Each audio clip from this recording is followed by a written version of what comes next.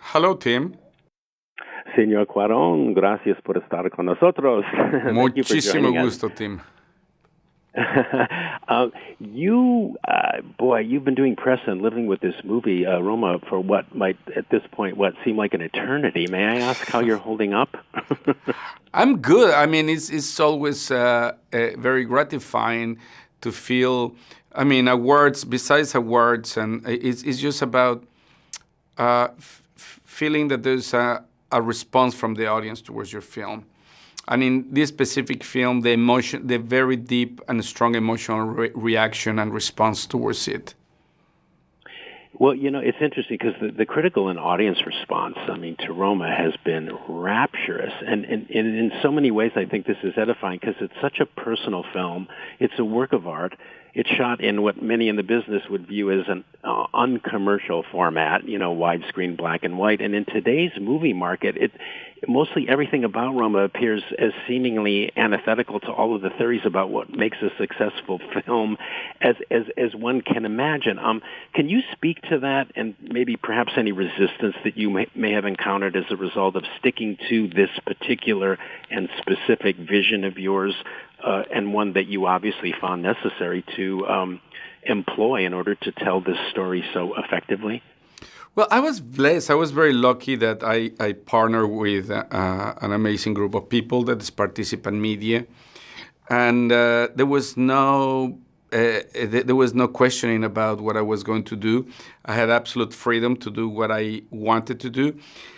Saying so, once that we finished the film and we start presenting it to, the conventional, the conventional pipeline of theatrical distribution. There was on one hand, it was very beautiful that everybody wanted it, but there was always the but. It's in black and white, it's in Spanish, subtitles, mixteco, unknown actors, and it was. But I have to say that. And everybody, the appetite for the film was big. The ambitions in terms of how they would release it and how many theaters and how much promotion was less. Because it's not their fault, it's the reality of the conventional theatrical model. Right. Because right now the theatrical experience mostly has become a very gentrified experience of big tentpole films. And I'm just very happy that a company came through, there was Netflix, that was talking about the film, just about the core of it, what it was about, how this film was going to transcend borders. And the words black and white, Spanish, unknown actors, mixteco, those were never mentioned.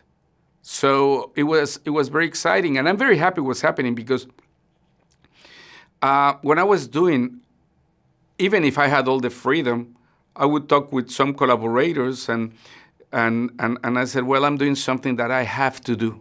Is something that I have to do because of me, of life. But it's very likely that nobody will see it. Because on the paper, you're absolutely right. Sounds like a formula for a film to be released for 2 days and then being seen as some curiosity, Right. Quickly here, because we just have limited time, but you filmed Roma with the Alexa 65 camera. It's a digital camera that delivers amazing picture quality, but even the handheld version of this camera is a very heavy camera. Can you talk about what it looked like practically to film such an intimate story with such a seemingly cumbersome device? Yeah, I was used to smaller cameras, I have to say. I at some point, I know it's not only because of the lenses that were available at that time. We have to use a lot of light. So I would say all the time I'm doing a film like in the 50s, like a huge camera over some dolly and rails and with a lot of light. And but the trade-off is just amazing. It's just spectacular. It's not only the resolution and the definition. is the dynamic range. The dynamic range is the amount of tones that you have from absolute black to absolute white, and is unlike anything else. I'm in love with the camera. The systems now are becoming, lenses are faster, so you don't need so much light, and also the systems are starting to become lighter.